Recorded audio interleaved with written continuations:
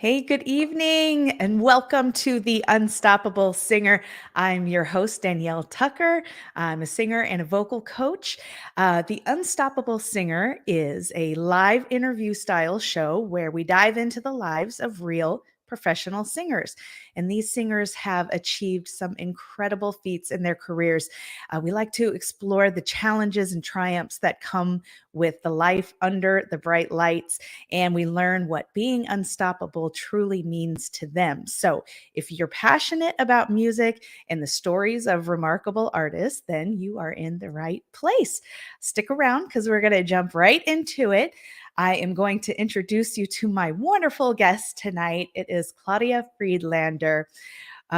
Today, I have the privilege of speaking with Claudia. She is a dynamic voice teacher, a fitness expert, and renowned author based in New York City. Born in Queens, she began as a clarinetist and later discovered her love for singing.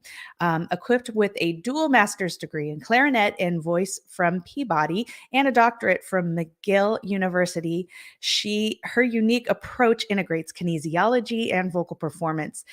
She's used her groundbreaking methods to train performers from Broadway to the Metropolitan Opera. She's the author of The Indispensable Complete Vocal Fitness, a monthly columnist for Classical Singer magazine, and a faculty member at Carnegie Hall Institute. She is truly a voice in the wilderness, bridging the gap between physical fitness and vocal mastery. So please join me in welcoming Claudia Friedlander. Hello. Hello, Danielle. Thank you so much for being here today. Yes, thank you. A I'm lovely so glad you. introduction. Yeah. Just a little backstory between Claudia and I. Claudia and I know each other. We've been getting to know each other a lot better this year because we are both members of a mastermind group together, which I've talked about a lot on the podcast, but it's really just an incredible, just dynamic group. And it's really been amazing getting to know you and getting more familiar with your work. So I'm excited to dive even deeper with you tonight. Yeah, I'm looking forward to having a conversation with you also. I spent the day listening to a bunch of your recordings, and Oh, I'm just so enamored of your voice and so fascinated by the amazing arrangements that you've recorded. And one of the nice things about this mastermind group is that I get to hang out with and talk to people who specialize in and perform different styles of music than what I'm accustomed to. And I've just been learning so much from all of you.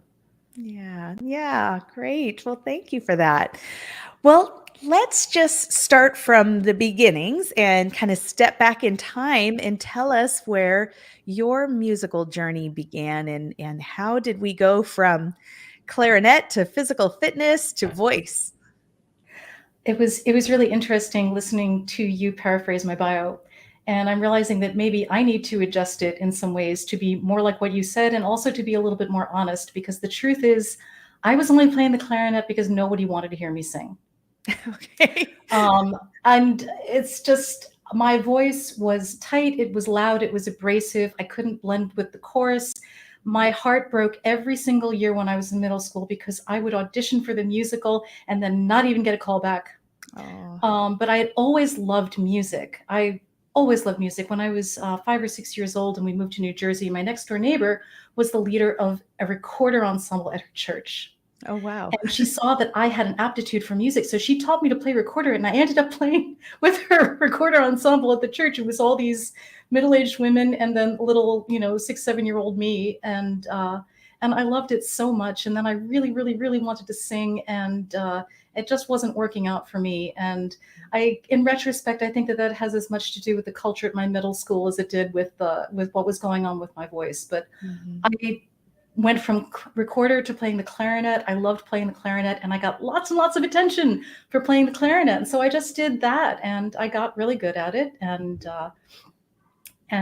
spent some summers in high school at Tanglewood, and then went to school for music, and thought I was going to be a professional clarinetist. And then Shortly after I graduated from college, I was teaching at the community music school in the town where I was living, Brattleboro, Vermont, which is actually a pretty intense place for the arts because it used to be the home of the Marlborough Music Festival, and there are just lots of really cool musicians in the area. It was a great place to live and teach. And at the same time, I was doing some body work that resulted in my letting down a tremendous amount of tension that was like keeping my jaw tight and my throat tight, keeping me from being able to breathe really fully and do things with my breath that you really need to be able to do as a singer that you can kind of get away with if you can't do them as a clarinetist. And I found that I had a voice to sing with. And so I started doing like little singy things, and then word got out that I was singing, and I started getting all of this encouragement. And it was really terrifying for me because I had wanted this so much all my life, but I was really afraid that if I start singing again, that maybe I'll have the same thing happen. I'll have the same heartbreak. I'll have the same disappointment. But I was able to sing. I was able to use my voice. I was able to perform the music of the composers that I loved so much that I'd been playing on my clarinet. And I decided to go back to school for music and was accepted to do master's degrees in both voice and clarinet at Peabody Conservatory. And the irony being there that they actually gave me a scholarship as a singer and didn't give me any money as a clarinetist. So I basically got the clarinet degree out of the way. I set down my clarinet and I focused all of my attention on singing. And eventually did have my heart broken again because I was only able to get so far. My background is, as you can tell from the way I'm talking about this, as a classical musician. And so I did really well within a rather narrow repertoire that only required me to sing like really loud and really fast. And loud is valuable. It's valuable in many fields, but in opera where we don't get to use amplification, it's particularly important. But then I went to a music festival I felt like I was really out of my depth. The standard was higher than it had been at my conservatory, and I'd gotten in because I'm a really good musician and I'm a stage animal. But as the teacher who I was assigned at this very, scary elitist festival decided, and I've written about this in complete, no, I wrote about this in my second book, The Singer's Audition and Career Handbook. He listened to me and he was like, "You've got all this talent, but you're just singing. You have no technique." And over the course of the summer, when I was around these other singers who were a lot more accomplished than I was, I began to understand what it was that he was talking about. And so I was very, very determined to figure out like, what is this technique thing? Because I didn't want to just put down the singing after I discovered it again after so many years and wanting it so much. And it turned out that I had a lot to learn in terms of my coordination. I still had some tensions that were keeping me from being able to do things other than just sing really loud. And so I set about figuring out, how does the voice work? And how can I use this information to help myself be a better singer? And then how can I use it to help other people? Because as soon as I started realizing how all of this works and how to train it and what are some of the myths and misconceptions about singing versus what is your anatomy actually doing, I could see that there was the potential to help a lot of other people who were struggling the way that I was. And so that is why I got so interested in fitness, because I had had this very powerful experience finding out that I can make structural changes to my instrument that made me able to sing when I hadn't been able to sing before, that made it so that the sounds I was making were perceived by other people as beautiful and musical, whereas before it was just pitchy and out of tune and not useful the way that the nuances that I could create on the clarinet were.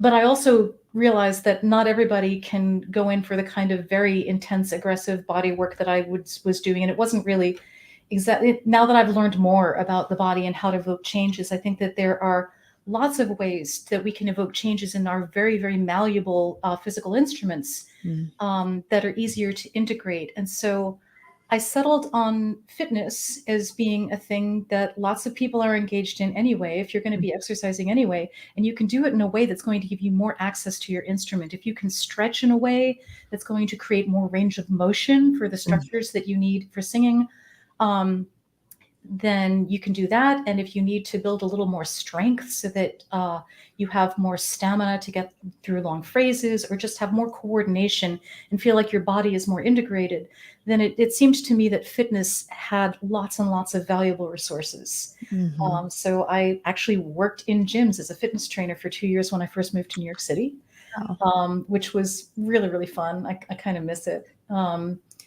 And learning how to observe and suggest ways to improve somebody's biomechanics, like, because you can watch somebody like do a squat, you can watch somebody do a push-up, and you can see where things are in balance and where things are working the way that you might want them to, and where they might need to be strengthened or stretched. Or but we can't see any of that for the voice, right? Most of the Mhm. structures that we use when we're singing, we don't have a clear visual on it, and often we don't get a lot of sensory feedback from the way our voices work. And so the opportunity to just like observe bodies, how they move, how they get better, how you can evoke these changes, really helped me to be able to visualize what's going on with the singer's instrument, Mhm. and be able to use the same motor learning skills that I learned as a trainer to help people figure out how to sing better. So now I view singing as really just being a set of movement skills.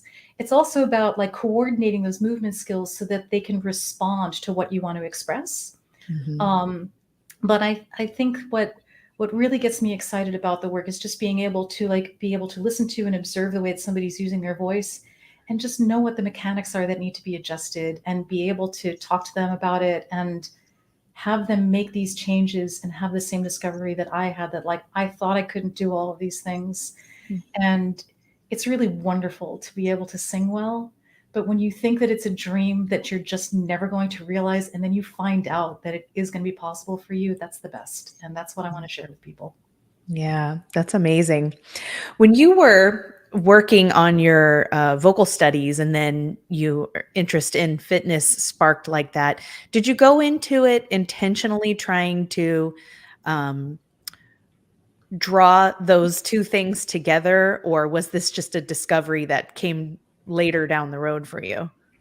It was intentional. I was also a late bloomer where fitness is concerned. I was also the kid that got picked last for the basketball team and felt really humiliated in Mm. gymnastics class. Um, And so when I found that evoking changes in my body had changes to my voice, I thought, well, what else can I do? Mhm. And maybe I always just had this self image of somebody who was going to be like weak and uncoordinated and unathletic. And then I came across this book, A Woman's Book of Strength. Mm. And now I'm blanking on the author's name. It's not Karen Andes, Andes. Karen Andes was Cher's trainer. Oh, okay. And so she had a platform, right? Because Cher was so grateful to her for everything that she was able to do for her. And so she was one of the early celebrity trainers, and she started encouraging women to work out. This would have been back in like late 80s, early 90s, and there weren't as many women who were just working out because it felt good and they wanted to be strong. Mhm. So she wrote this book called A Woman's Book of Strength, and I found it browsing in a bookstore, and I thought, I want to do that. I want to be like her. I want to be strong like her. Mhm. And a new gym had just opened up, and so I actually taught myself fitness from this book, and then Wow. eventually found some trainers who taught me more. Um, and by the time I was in grad school, I was really into it. And so when I first moved to New York City, I was engaged to be married. We got married the following year, and I realized I need to build up my studio. I have no income. We're getting married, and I need a gym to work out in so I can feel like I'm my beautiful, strong self when I walk down the aisle. Um, I need another income stream. What if I certified as a fitness trainer? So Mm. it was intentional because I wanted to add this skill set to the singing, but it was also desperation because I needed a job in a gym. Mhm. Mm. Wow. It's Very funny how things interesting. happen. Like, Yeah, it really is. I always love looking at, the singer's journey and always pointing out those areas where one thing has led to another has led to another. So it sounds like, so by this point you were um training vocalists at this point, or you were beginning to build that up. What did that process look like for you? Did you know that that was that was an area you wanted to go into, or was it just out of need? Well, I always loved teaching. Even when I was an undergraduate, I always had a few little high school students who were taking clarinet lessons with me. And Mhm. then when I moved to Brattleboro, I joined the music center and I was teaching clarinet. Um, and so I knew that I wanted to teach voice. By the time I was living in New York City and working as a trainer, I had already completed my doctorate at McGill. I'd already had this harrowing experience at Music Academy of the West, where I found out that I had no technique. And I had started teaching. I had been teaching as a means of supporting myself from the time I completed my doctorate. And at the time, I was also auditioning for opera companies and starting to build some momentum and getting some jobs. But eventually, my interest in teaching, it kind of just took me by surprise. I mean, Danielle, you're helping me connect all these dots that I haven't thought about in a long time. But there came this moment when, like, I just noticed that I hadn't requested an audition in about 6 months because I was so engrossed in my teaching practice. So it was something that I always knew that I wanted to do. But my enjoyment of it kind of crept up on me. It starts out being this thing that, like, well, I like teaching. I'm planning on being a performer and I'm starting to make a little bit of money doing that, but most of my income is from teaching. So I'm just going to keep doing it, to having it be like, I want to do this all of the time. I am enjoying myself so much in the studio. I am not enjoying myself in rehearsals. Mhm. Interesting. And then I just noticed that I wasn't looking for it anymore. And since then, I perform when I have something to say. And when I do perform, I get to just develop a recital and decide who I want to sing with and who I want singing with me and and what the repertoire is and what sort of audience I want to engage. And I have to say, I feel very lucky to get to choose my projects all the time. And maybe you would say that everybody can, and you'd probably be right. But when you're surrounded by opera singers all the time who are always depending on other people to give them opportunities, and Right. they've got to compete with everybody else to get those opportunities, I see what my colleagues and my friends go through. I feel so fortunate that whenever I perform, it's because I want to, not because I have to make money. Yeah, that is a good position to be in. No, I mean, you can do it because you want to, and you want to make money. But I've Right. only recently discovered that about my various enterprises, as I think you know. Yeah, definitely. Well, now, so you have, at this point, you've developed these, this methodology that included fitness.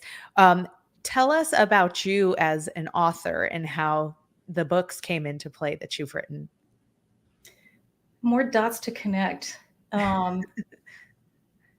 because it's always really organic, right? But then some of these things don't make it into your bio. I've always also enjoyed writing, but I hadn't been writing for publication. I got to be as good a writer as I needed to be in order to get through my grad degrees.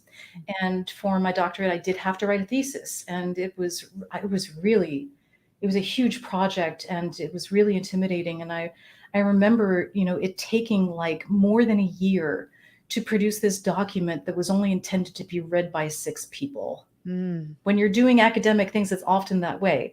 Um, and then I just didn't really write except for myself. I've always kept a journal. mhm, So that has also been a big part of what I would consider my voice. I think I've kept a journal since I was 10 years old. So I was always writing. mm, Um, but then eventually over the years, I thought when I went for my doctorate that I was going to end up teaching at a university or a conservatory. That was my career objective, for the teaching part.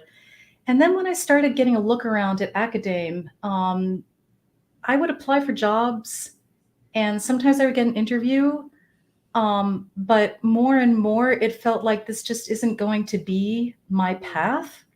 But when you're living in New York City, it can be very isolating if you don't have a community. And so the two things that I did that really have been that have provided me with a sense of community have been my work with Carnegie Hall as a teaching artist in various capacities, and also I started writing. First, I started writing a blog, And that helped me to connect with other voice teachers and other singers, and the blog developed a pretty decent readership.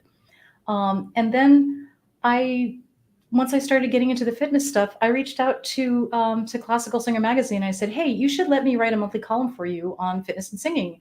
And they were like, "Okay." And I thought, "Really? That's all you have to do?" So That's it. so this is what I want. This is something that I want to get across. It never hurts to ask. Right. I mean, Yeah. if it's something that you really want to do, and that really was how it didn't happen in a vacuum. Okay. In the background, what is going on is I'm trying to keep body and soul together, living in a tiny little disgusting but very expensive New York apartment, and trying to figure out how am I ever going to build a life.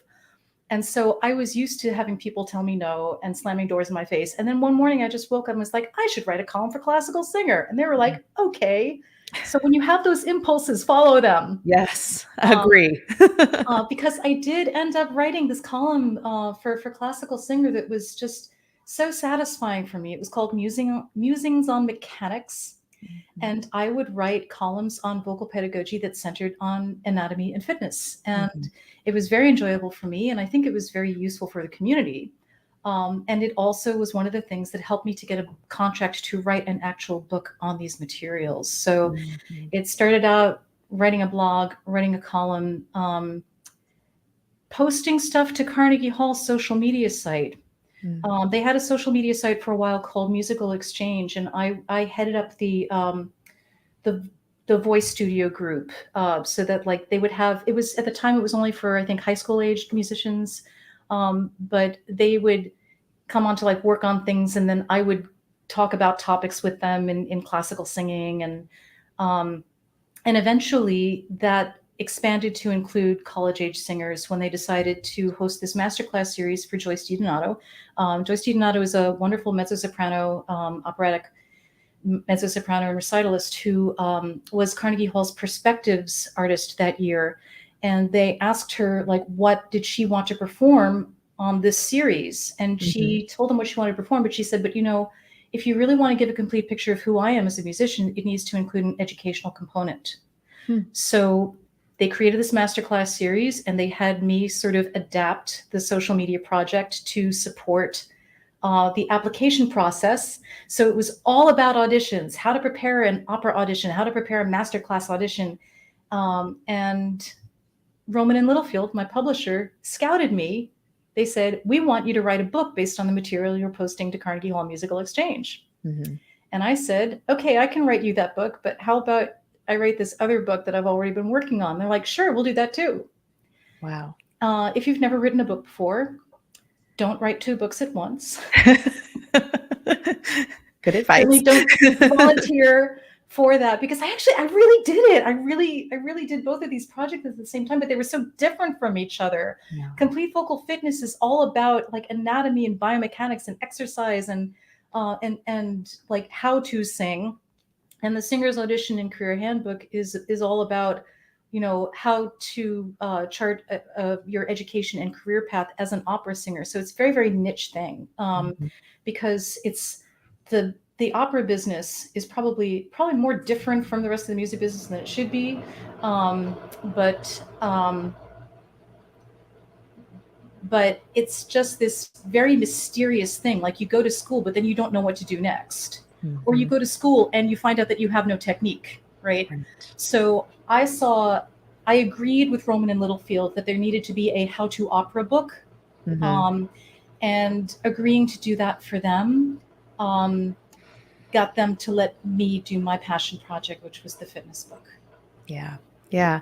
That's great. How amazing is it that you had those two things hand in hand with one another, although difficult because you were doing them simultaneously. But, you know, from the perspective of a professional singer, you really can't have one without the other. You know, you need the business acumen, and you also need the, you know, work on the craft, on the actual voice study. So, you know, I understand that you are going to be revising these books soon. Is that right?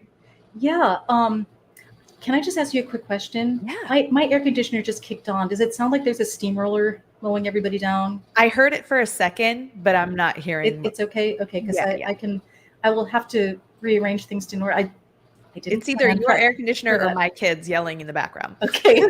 So as long as you can still hear me over the air conditioner, I will just continue. But yeah, Rowman and Littlefield approached me last summer to ask if I would like to submit proposals to revise both books because they are selling well, which I would never know because like I don't get the money, they get the money for the most part. Something else to consider if you're going to write a book. Don't expect, unless you're going to write like a blockbuster bestseller or an academic book where you know that it's going to be adopted. It's not going to earn you any money directly. It will help you to communicate with your audience. I know that a lot of people have found me as a voice teacher and found my other resources through my books, but I did a better job because of our mastermind group. I did a really good job of negotiating these contracts. So I'm going to be getting more in royalties, but more means instead of 8%, I'm going to get 10 to 12%, which still is not like a significant income stream. But the books are selling well. Yay. I'm making money from Rowman and Littlefield, and I'm reaching a lot I which is the more important thing where the books are concerned. And so I finally got to yes. When they came up with an arrangement that I could that I could manage, and also figure out, again, with the help of this mastermind group, how to balance my schedule so that the first time writing the books just eclipsed my life, and I really let my teaching practice slide a bit in a way that made it rather difficult for me to keep up with my students and also to keep up with my rent. So this time I have a plan in place that I have been following that's working out really well. So I have lots of time to write when I need it, and I'm still paying all the attention that I need to my students, and I can still hop online and talk to Danielle on a Wednesday night instead of getting right back to work on this or that. So I wrote proposals to revise both of these books. And as soon as I started writing proposals, I started realizing how much they both needed revisions for very different reasons. I mean, they're good books. You know, hopefully people will still be buying the books before there's a revised edition. But where the fitness book is concerned, there are a couple of major things that have changed for me since I wrote it. One is that I've been getting really into using myofascial release with massage balls and working with various tools and stretches to more massage the voice into place. You know, release things in your abdomen so that you have more range of motion for breathing, and understanding the strength training component more in the context of that. So I feel like incorporating these self-myofascial release techniques and offering exercises for that is going to be really important to round out the material in complete vocal fitness, and also contextualize the role of the weightlifting, the strength training exercises. And I find that as I've been working with these tools in the studio, I'm getting surprisingly much faster results from my students. That rather than just like doing physical exercises to balance out the musculature, which is the way that I had been looking at it when I wrote Complete Vocal Fitness, just doing some simple, slow, mindful self-massage with these tools, with the massage balls. Most of them are hard little rubber balls. This is a sort of big squishy ball. Were much better for helping them to improve their alignment and expand their breathing than pumping iron is. And there's lots of reasons for that, but I'm really excited to incorporate all of this new material into the book because it's not just that I'm not just going to slap on another chapter that says, oh, and here are some myofascial release techniques that you can use. It's going to be threaded through the entire book,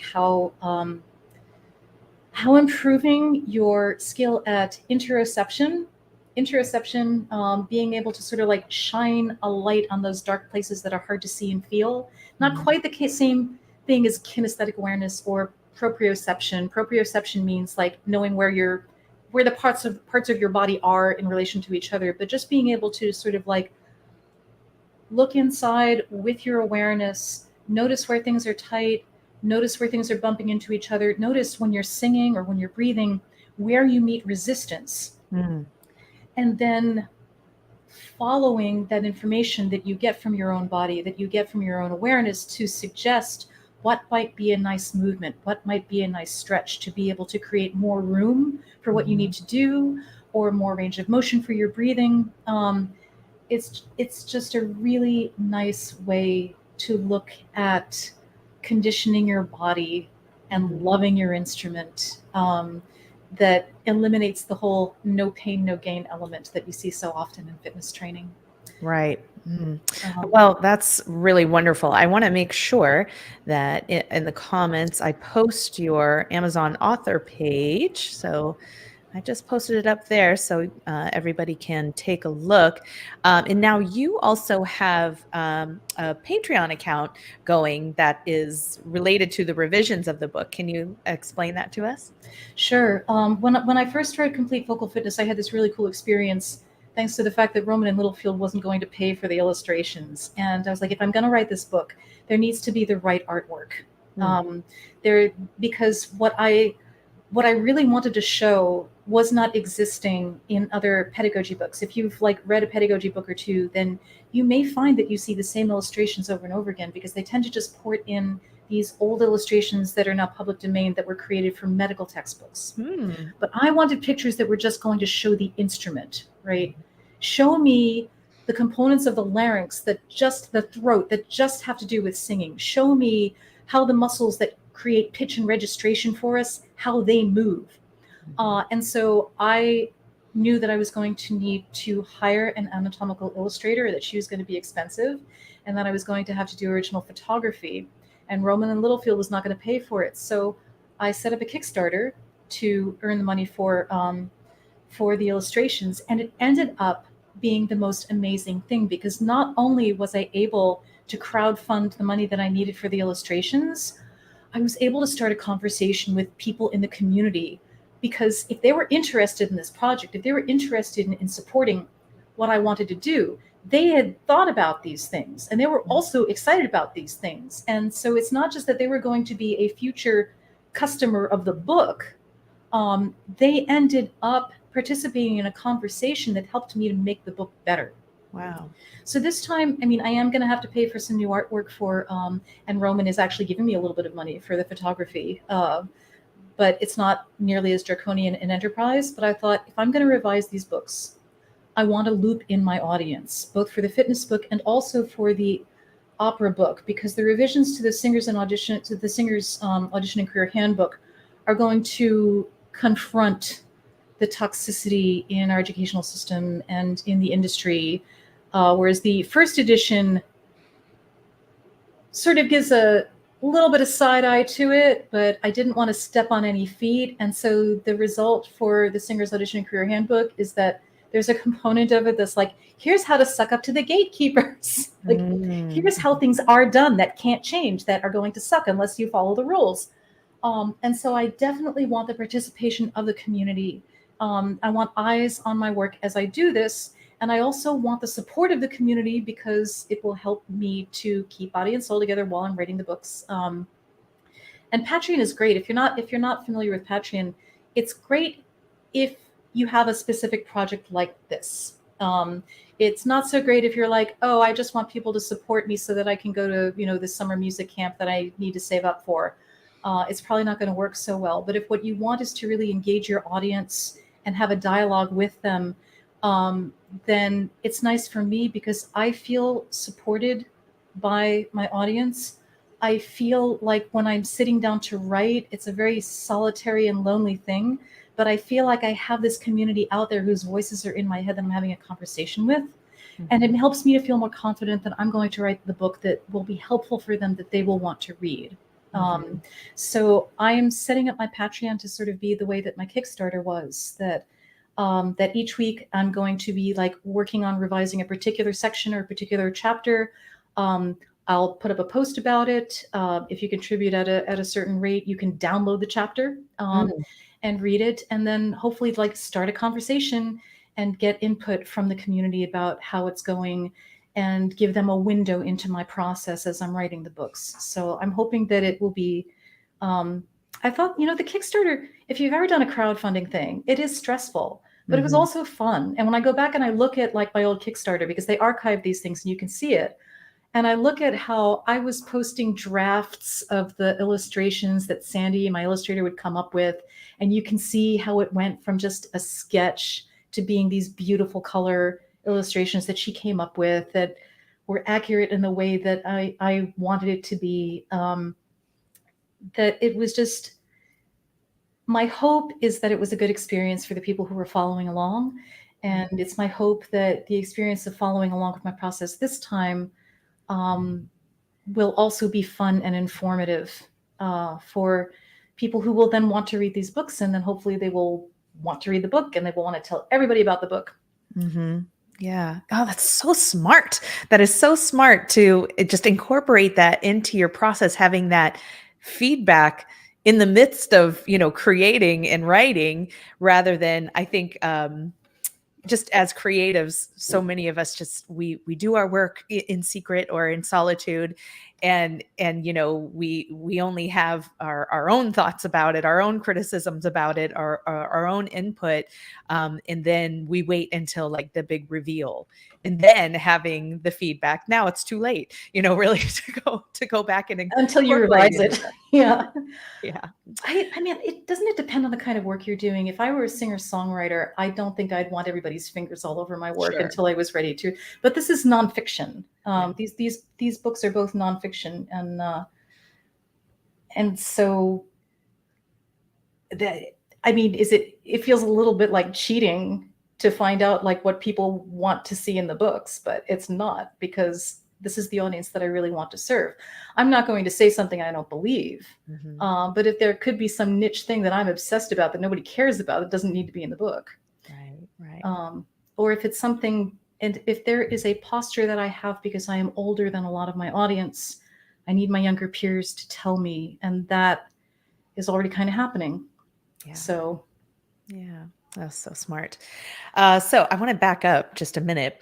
You mentioned confronting toxicity in the academic world and how that's going to be a very important message in the book.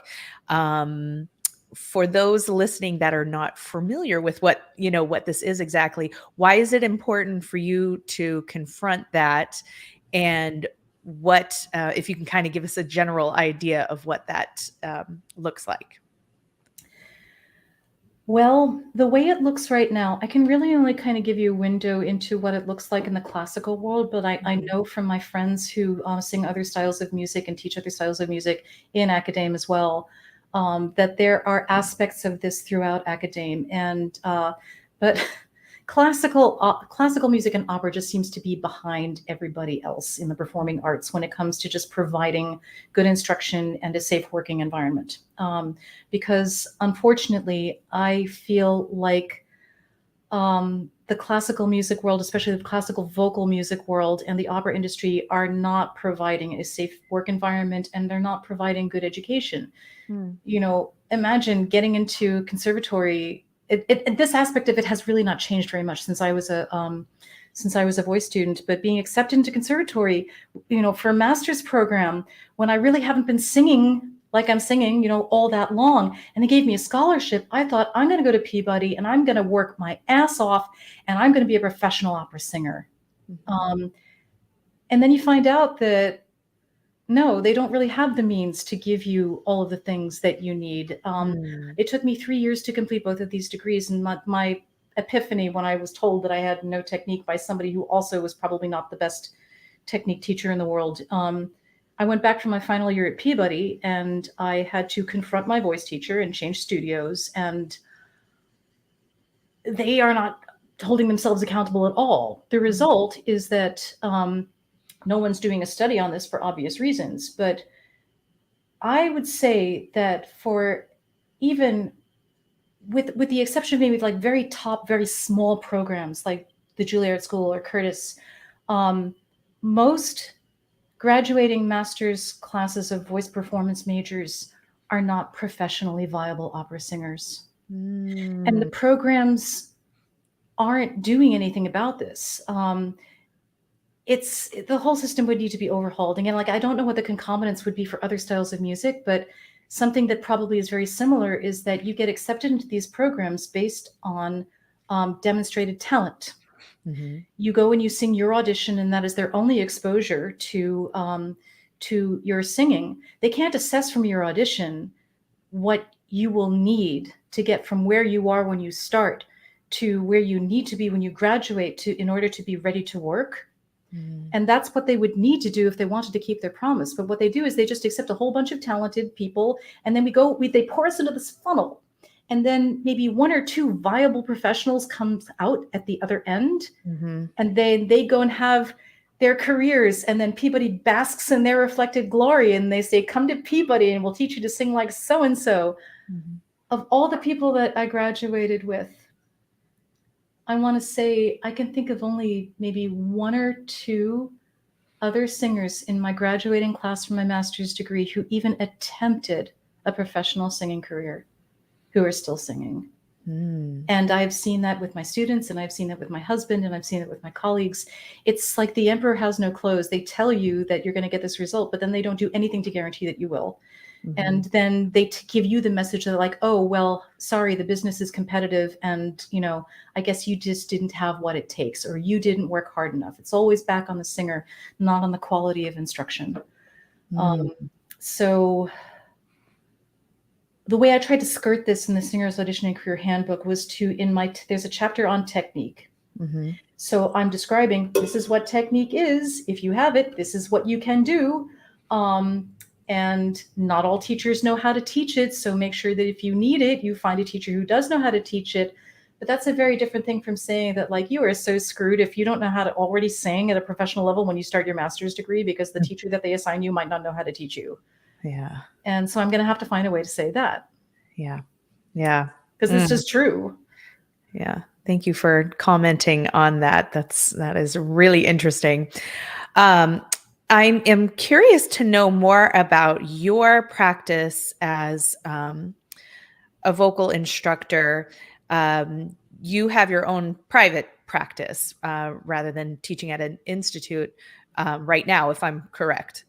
Is that right? Okay. Yes. So you, as I mentioned in your bio, you have students that have performed on Broadway and top opera houses. What are some common traits and practices that you observe in successful students? I guess I have to say that in my bio, but I wonder if I should tweak that too, because yes, it is true. I have trained singers who have gone on to have very successful careers on Broadway. I have trained singers who have sung at top opera houses. What makes my practice most satisfying is when somebody's really committed to the process and when they have something to say and they want my help to say it.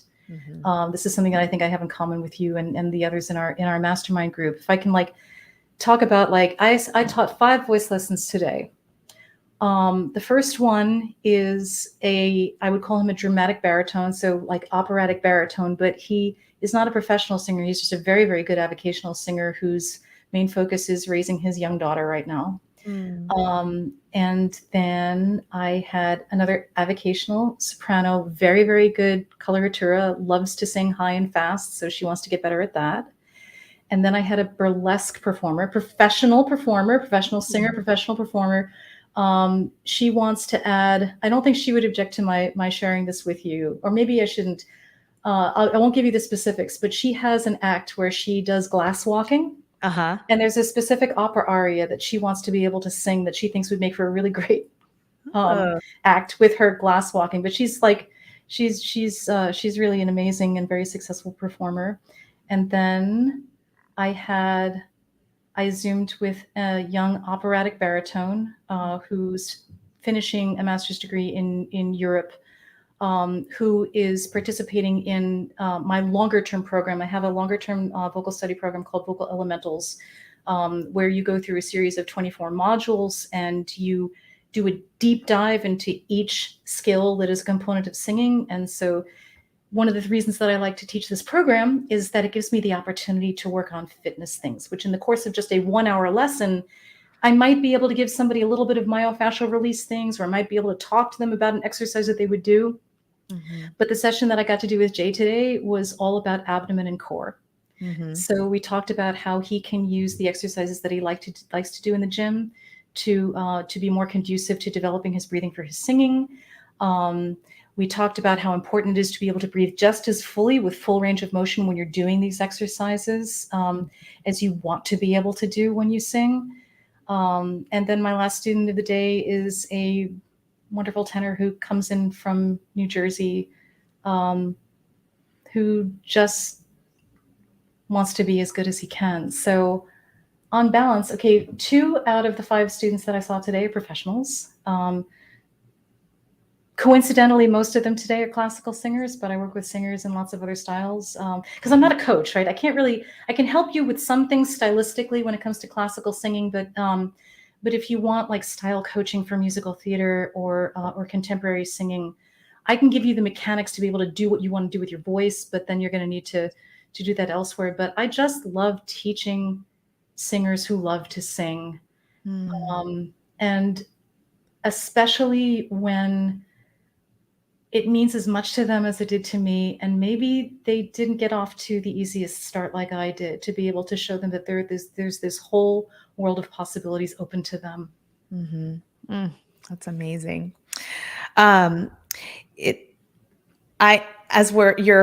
journey is unfolding here, I'm seeing all of these areas that you've, challenges that you've had to overcome, and you've been so committed to the study of the voice and just amazing self-awareness and wanting to learn about yourself and how you could, improve your singing and also improve your methodologies and everything. So it's been a lot to overcome. So the final question I always love asking on the show is, what makes you unstoppable?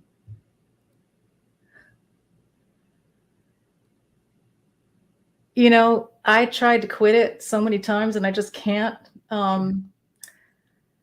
I think I would say 2 things. One is that I just can't shut up. I mean, when we first got on the call and you were like, people tell me sometimes that they just feel like they're talking on and on and on and on and on, and that's fine. But like, yes, I feel like I've been talking a lot, but I'm talking a lot because I'm so excited about all of this. Yeah. And so I think that the excitement makes me unstoppable, but the main thing that gets me out of bed every morning is the curiosity. Because no matter how bad things got for me as a singer, after I started again, all right, I gave up in middle school, but once I started again, there was no way anybody was going to take this away from me again. And so even on my hardest days, I find that I wake up in the morning with a question, like, how am I going to figure this thing out? And it's the same whether I'm thinking about something that I want to get better at in the teaching studio, or something that I want to get better at in my own technique, or even something that I just want to get better at in terms of my own like physical wellness and fitness. Right. Once I come up with a question, and I have more questions than I will be able to answer in this lifetime, I am driven to find the answer. And so nothing can stop that. Yeah. Because nothing ever has. And I have to confess, and this will probably be something many of you can relate to too, that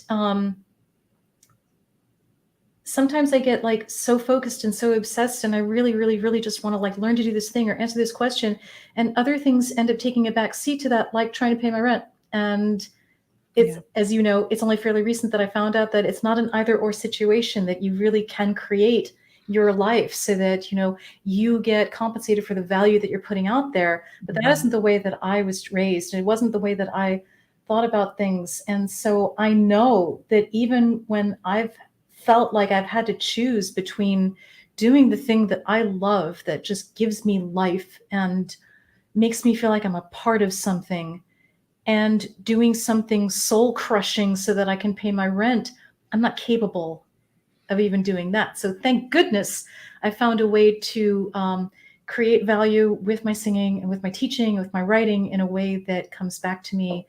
And I feel like I have a more balanced life, but I can just never stop. Yeah. Oh, I love that, Claudia. It's been amazing talking to you and getting to hear your journey, learning more about you.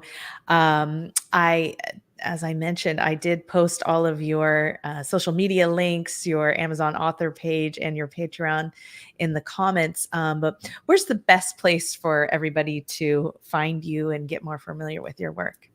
Well, it's still a work in progress, but liberatedvoice.studio is my website. And I try to connect everything I'm doing to that page. So that's the best location to find out more about me. Great. Wonderful. Well, thank you so much for taking the time to come on and chat with me tonight.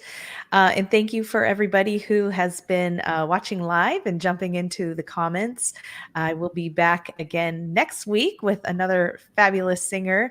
But until then, keep an eye out for Claudia's revised books. We're excited to see that. We're excited for you. Oh, I guess one last question about that. When do you expect to put out the revisions, or is that too much pressure? Well, we'll see. We'll see how it works out. My publisher would really like it if I could turn in the manuscripts in early 2024, because if I can do that, then they will have them ready to promote at the NATS conference next summer. So we're looking at June 2024 for a release. I know from the experience of doing it the first time that sometimes it doesn't go the way that you want, but I'm being more organized about it. And it's the other thing about the Patreon. If I'm really committed to, like, I'm going to do a deep dive on this chapter this week, and then another one the next week, and another one the next week, and that's going to give me some structure and some momentum. So hopefully I'll be able to deliver on the promise. Awesome. Well, wishing you all the best with that. And I'm so glad that I kind of have a front row seat to see how this unfolds in our mastermind. But Well, you'll be hearing about it. yeah. Well, once again, thank you so much, Claudia. It was really a pleasure talking with you. And thanks for everybody who watched live tonight. We will see you next week. Okay, thanks.